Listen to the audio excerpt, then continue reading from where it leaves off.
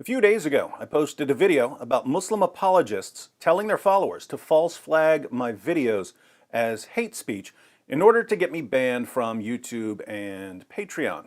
Advice to all the Muslims out there who've seen this video, go to the section where it says report and report the video. Flag the video as hate, speech against Islam. I've already been permanently banned from Twitter. My account is still there, but I'm locked out of it. And now we're seeing the same thing happening on Facebook, which is weird because I just said, I don't think I'll be banned from Facebook because I don't do much on Facebook, but we'll see what happens there. On April 6th, I got this warning message from Facebook. This post goes against our community standards. It looks like something you posted doesn't follow our community standards. I wrote, a devout Muslim has threatened to rape my mother in front of me. And I included a screenshot of the exchange. From the religion of peace, we have, censored off, you blind twit. You will get a taste of it in your grave when the angel will show you what you could have had. Then the doors of hell will open to you, and well see who has the last laugh, you lying piece of censored. I'll rape your mum in front of you. You can't do censored, four-eyed twit. I replied, weird. Most Muslims who threaten my family either say they're going to murder my children or rape my wife, but you seem to be obsessed with my mother. Do you have some sort of fetish for grandmothers who are 50 plus years old? Creepy. You know your prophet preferred 9-year-old girls, right?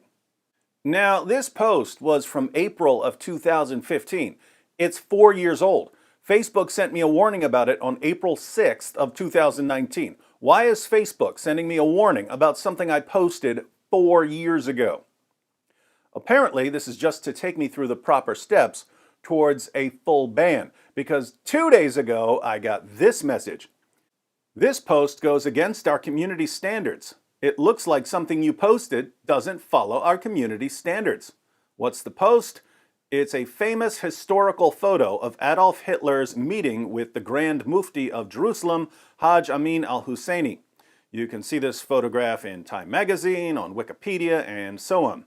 But now, for some strange reason, it's a bannable offense to post this picture on Facebook. Here's the punishment. You're temporarily blocked from posting.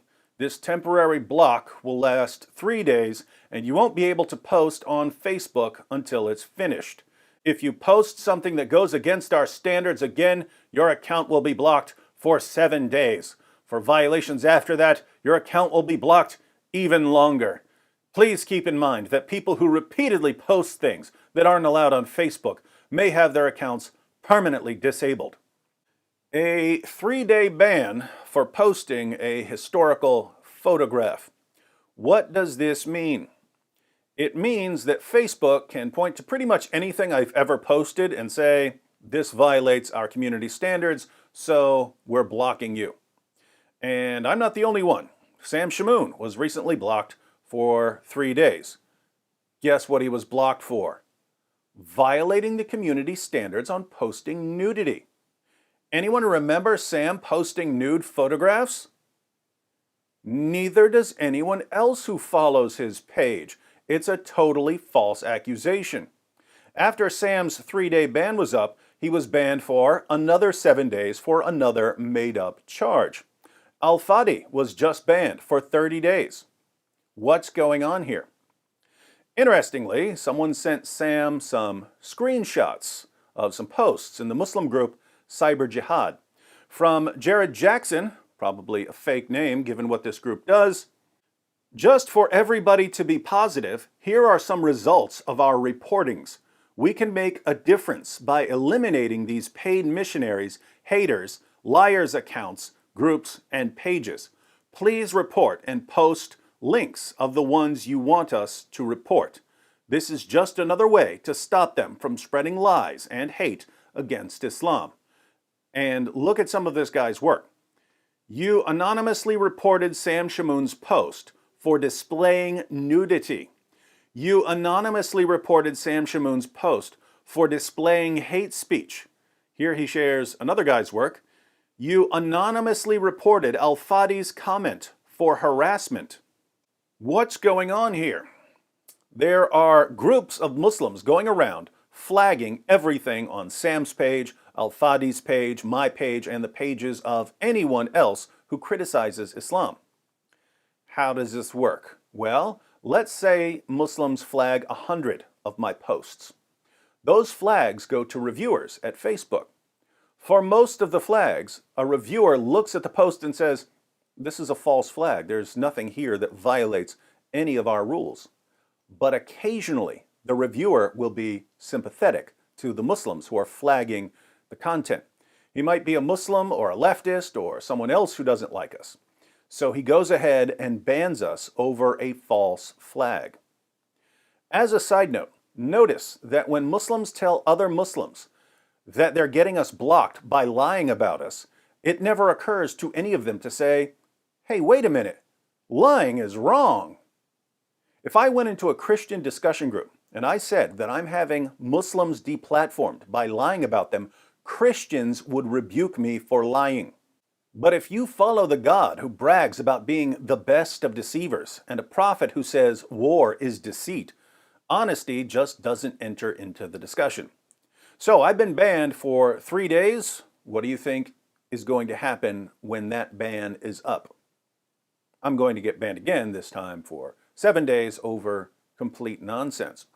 And since I'm immediately going to repost the picture of the Grand Mufti's meeting with Hitler, they can block me for the exact same offense.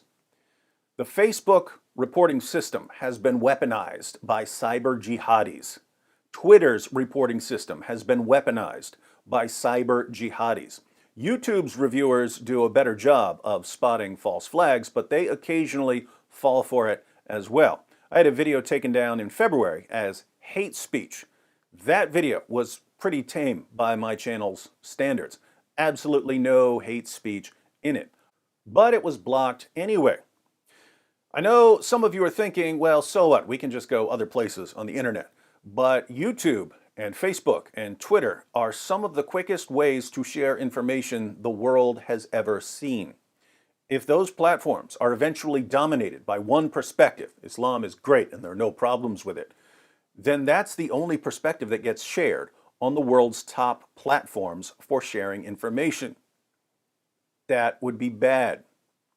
But let's think about the bright side for a moment. Why are there groups of Muslims spending all their time trying to have us deplatformed? Seems like they're scared, doesn't it?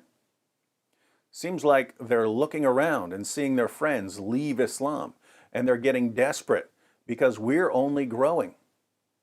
Ex-Muslim channels are popping up left and right, and they're growing. Do the cyber jihadis who are targeting us think that they can win if all sides are allowed to state their cases openly and freely? No, they don't. They know they'll lose, so they have to try to block the spread of information. If we don't let them block the spread of information, what hope do they have for their profit? None. Islam's claims about Muhammad can only survive in an atmosphere of ignorance. We're removing the ignorance and the claims are dying. Now, I don't see any way for me and Sam and Al-Fadi to avoid being banned by Facebook since we're already in the process of being banned. It's just going to be one ban after another. All we can do is have a backup plan in place. Let me go through my backups for everyone. I really like YouTube. I don't want to get banned from YouTube. In the past several months, I've gone from a little over 1 million views per month to a little over 1 million views per week just by posting videos more regularly. If I can keep it up, if I can avoid getting distracted, at current rates of growth, I'll be getting 1 million views a day by the end of the year. That's a huge impact. That's why the cyber jihadis are terrified. That's why I don't want to get banned. But if I do get banned, we'll just start over on a platform that doesn't want to be a pawn in the hands of the global jihad. My video backups, if I get banned by YouTube, are BitChute and Minds. The links to my accounts are in the description box. I might do a separate video on why I think that Minds is soon going to become a very popular alternative to YouTube. But for now, I'll be posting backups of my videos on Minds and BitChute. I go live sometimes, usually with guests. My backup for live streaming, in case I get banned by YouTube, is DLive. I don't have an account there yet, but I just saw earlier today that PewDiePie is now using DLive for live streaming, which means that DLive is probably going to start blowing up. And it would be fantastic for there to be serious alternatives to the main platforms. As long as there's nowhere else we can go, the main platforms can treat users like garbage and tell us what we're allowed to say. If people start flocking to other sites, you're going to see the main platforms get a lot more serious about keeping people happy. So kudos to PewDiePie for sticking it to YouTube. I really don't care about getting blocked by Twitter and Facebook, aside from the principle involved. I've never been a huge fan of Twitter or Facebook. I used them, but only because they're popular. Once they started banning people for their opinions, I really wasn't terribly interested in being on these platforms. Since I'm already blocked from Twitter, I've made a Gab account. I haven't started using it consistently yet, but I'll get there. The link to my Gab page is in the description box. As an alternative to Facebook, I think Minds might work for that as well. Minds is like a kind of cross between YouTube and Facebook. You can post videos, but you can also post messages or pictures. So we'll see what happens there. My backup, if I get banned by Patreon, is Subscribestar. The links to both accounts are in the description box.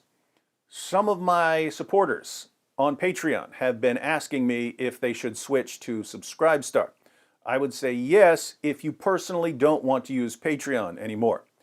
Due to the way that Patreon has banned certain creators, some people don't feel comfortable using the platform anymore. If that's you, then by all means, don't use the platform. My view is that I'm going to continue using all of these platforms until they ban me and then expose them for banning me. And when they do ban me, whether it's Patreon or YouTube or whatever, I'd like to be as popular as I can be on that platform so that people notice. So I wouldn't tell anyone to leave these platforms, but if you don't want to use one or more of these platforms, don't use them. And if you leave a platform, be sure to send them a message telling them why you're leaving. If I end up getting banned by Patreon and Subscribestar, I'll probably go crypto or something. Whatever happens, we'll make it work and we'll keep pressing forward. To the cyber jihadis who are watching, I'll say it again. You cowards, if you want to stop me, or even if you want to slow me down, you'd better saw my head off, because apart from that, I'm coming after your prophet. Only I'm not going to be nearly as gentle on him as I've been in the past. Hugs and kisses.